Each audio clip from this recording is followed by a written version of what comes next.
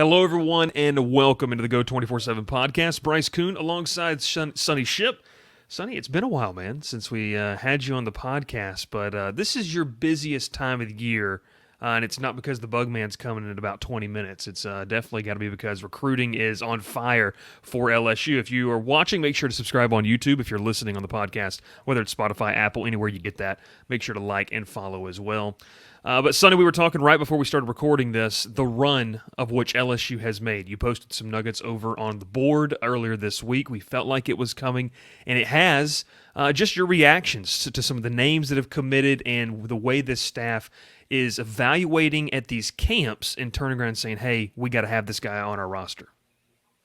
Yeah, well, if you look at the last three commitments, really, Colin Billio out of Terrebonne, he's the one who really kind of went to LSU's camp as a business, I guess you could say it with a business objective in mind.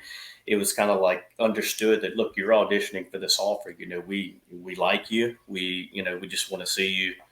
We want to see you perform on our big stage. We want to put you through some drills and see how he responds to the coaching and stuff. And he blew that out of the water. And so it was good to see, because you don't see as many 2024 kids going to camps this summer, earning offers, and and having to having to show the coaches in person what they see on film. And I think it's kind of refreshing when you see that, because, too many times we've seen some kids, come to camps and they don't want to compete. And the coaches want to see them compete. The coaches want to see them have those competitive juices flowing, because they're going to need those competitive juices flowing every day once they make that move to the SEC. So it was good to see a Louisiana kid go out there and perform on that stage and grab that offer.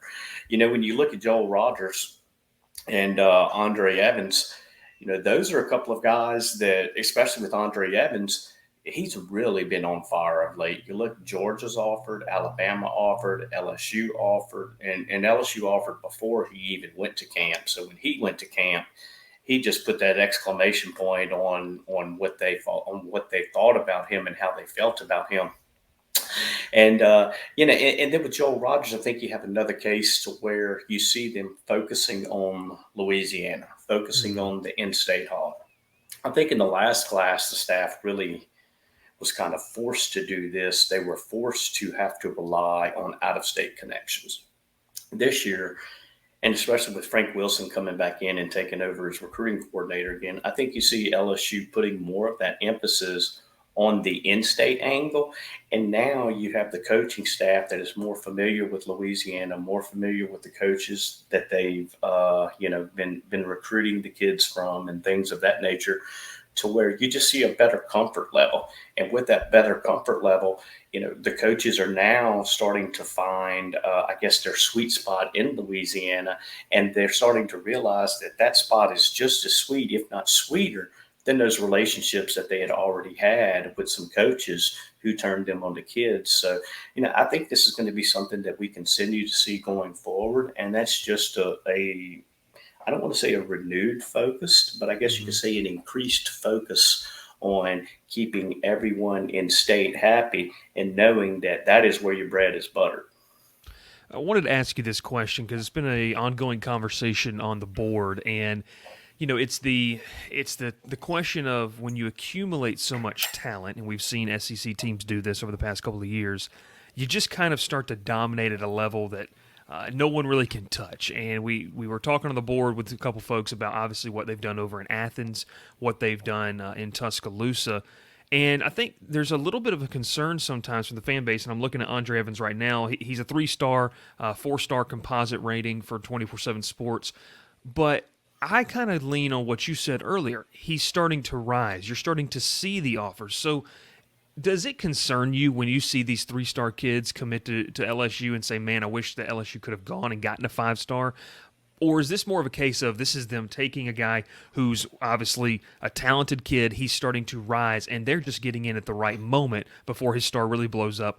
And then kind of to parallel that, you also have to develop the kid. So where do you kind of sit in that argument of look, everyone would love to have a talented class loaded with 5 stars, but you've got to really hit on some of these 3 and 4 star guys. Yeah, and I think that I don't know. I guess I look at it to where recruiting analysts, the folks who are ranking kids and things like that.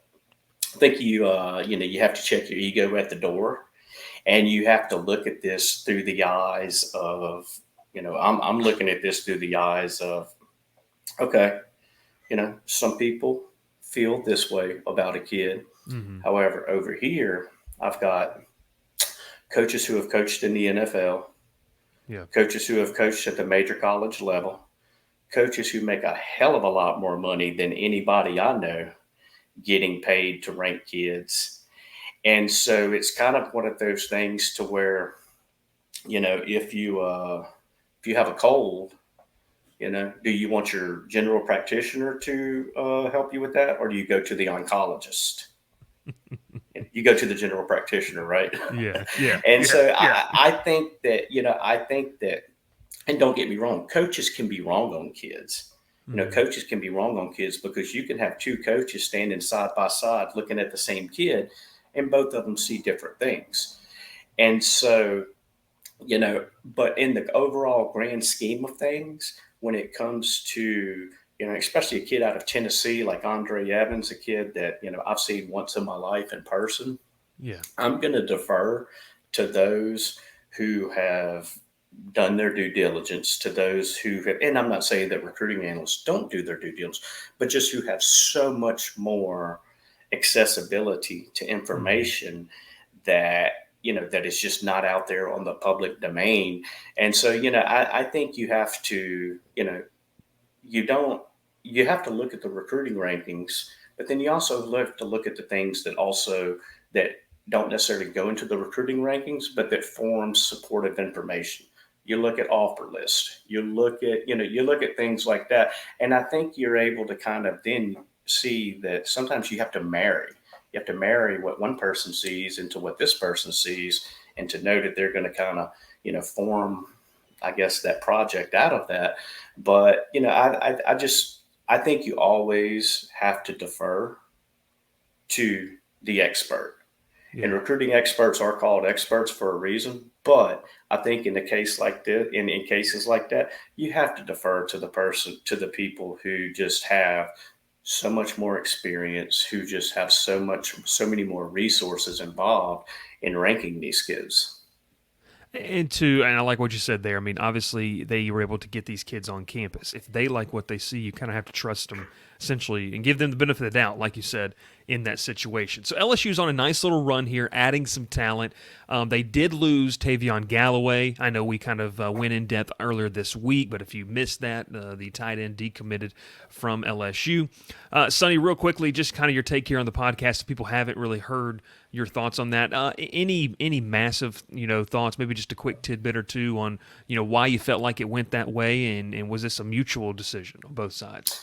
Well, I think what you have is you just have a case to where LSU is looking at, okay, these are the tight ends that we have on our roster right now.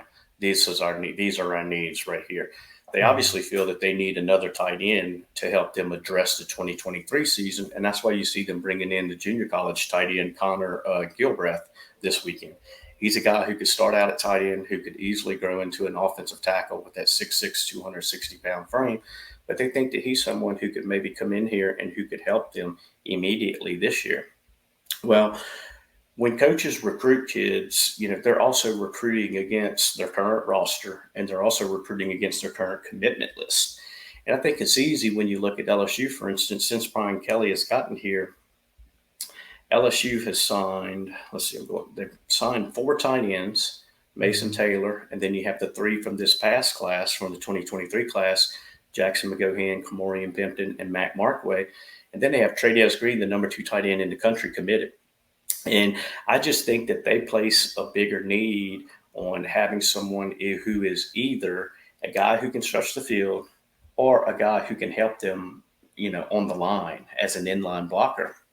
And I think with Tavion Galloway, Tavion is he's a tweener at both of those areas. And so you're not really addressing one of the key areas that I think you need to address with that tight end position. And that's what I think that's where LSU sees that emphasis, and that, if they do go out and get another tight end in this class, I think it's probably going to be more along the lines of someone who can stretch the field, someone who they can put out there like a Trey Green, like a Kamori and Pimpton, who can really give them some mismatches with either with his size or with his speed or with both. And I think with Tavion, the size was kind of a tweener. The speed Mm-hmm. was kind of a tweener, and that's just kind of what you were getting, was a tween. And there's nothing wrong with that, because plenty of those kids go out and they do very well for themselves. They make it to the NFL. But I think when you're looking at with LSU and being in a position now to where they can be a little choosier, they can see that, okay, we've got the roster kind of filled out the way that we want it. Now we're just plugging and fixing some pieces and just kind of dotting the I's and crossing the T's. And I just think that that's kind of what the deal with Tavion was. Obviously, a lot of news happening on the recruiting front for LSU, like we've been talking about. But a big weekend coming up, starting today here on Friday night. You're going to have a nice little camp today and tomorrow. Some names entering. We had the news JoJo Stone is moving or canceling the Texas visit. Still haven't confirmed whether he will visit out there, but it does seem like that he's shutting down his recruitment. His mom with a tweet saying, "Hey, we're going home." And pretty saying it was over. Sonny, kind of a preview of this weekend. Obviously, a big one. We talked about the 2026 quarterback that'll be on campus. It's a chance to impress and kind of show Bryce Underwood, the quarterback who'll be here, kind of what he could look like and really the facilities as a whole. Yeah, I think when you look at the 2025 quarterback boards, you got two guys at the top. George McIntyre, who was here the first week in June. He made an unofficial visit down. And now you have Bryce Underwood, making his way down. Two five-star quarterbacks that Joe Sloan has been on since last year. Mm-hmm. And so I think that for him to be able to get both of those guys down here, you've already got Colin Hurley on board for 2024, so you feel good about that. You look ahead to 2025 to be able to get both of those guys down here. Then you also had Tavian St. Clair, another kid out of Ohio for 2025 who came down, who visited. You had Deuce Knight out of Mississippi who came down. So Joe Sloan has had a bunch of his quarterbacks down, but I think it's pretty safe to say that he's also had, if you look at those – look at the recruiting rankings, those two guys at the top, to be able to get both of them down before they prepare to make a decision, I think is big. And I think with Underwood, I think he's coming in. I think you have to look at this as an LSU Michigan. I hate to say battle when a kid has Mm-hmm. so far out to commit, but I think those two would be in his top tier right now.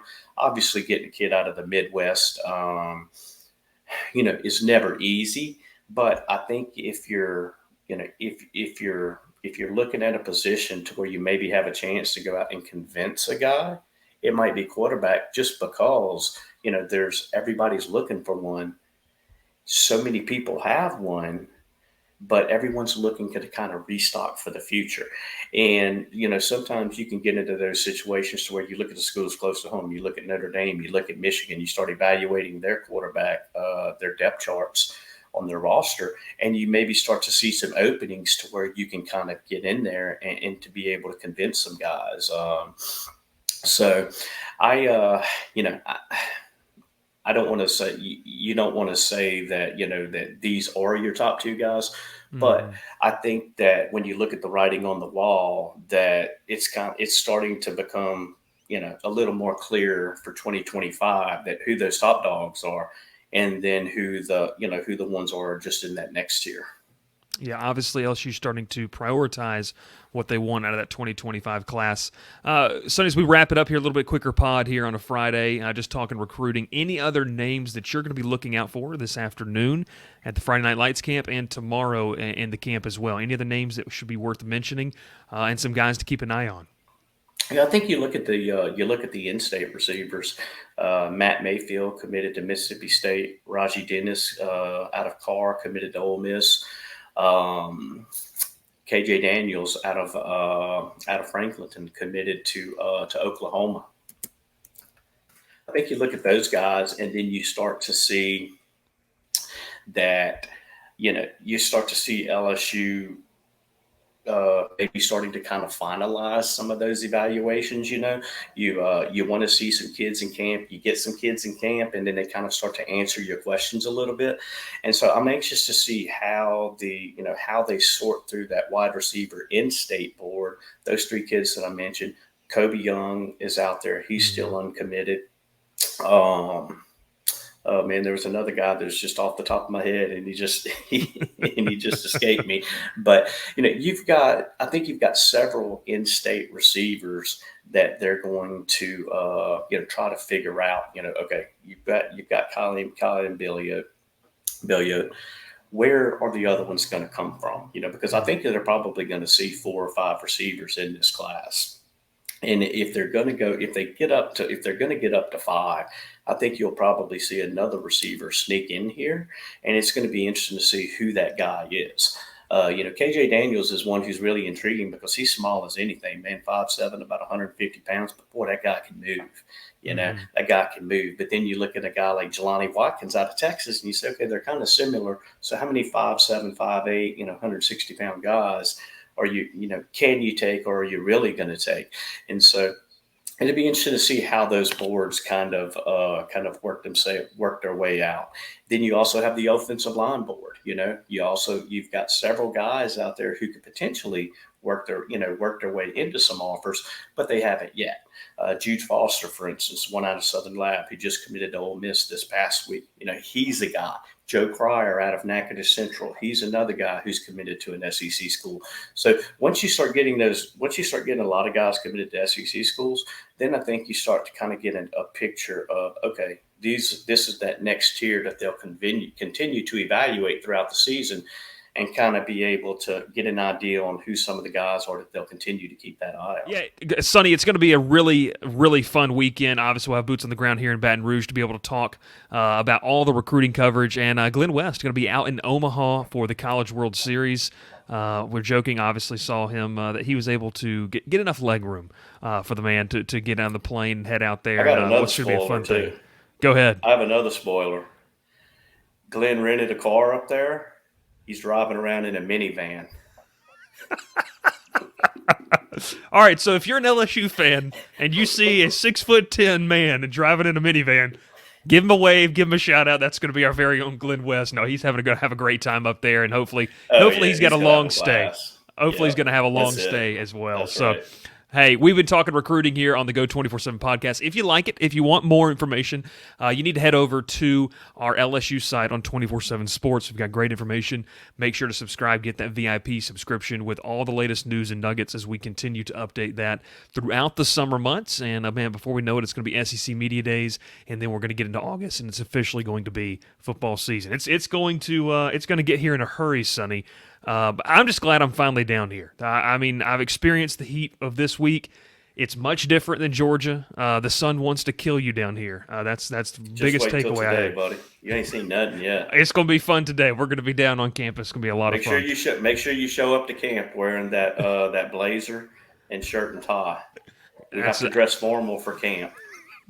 We need a Go 24/7 podcast after dark for all the stories that we've already had. And that being one of them. But hey, we'll hit you up next time. If you're watching on YouTube, make sure to subscribe, hit that like button, set up notifications so you knew when the latest content comes out. If you're listening on Apple, Spotify, wherever you get your podcasts, make sure to follow and subscribe there as well. We'll catch you next time here on the Go 24/7 podcast.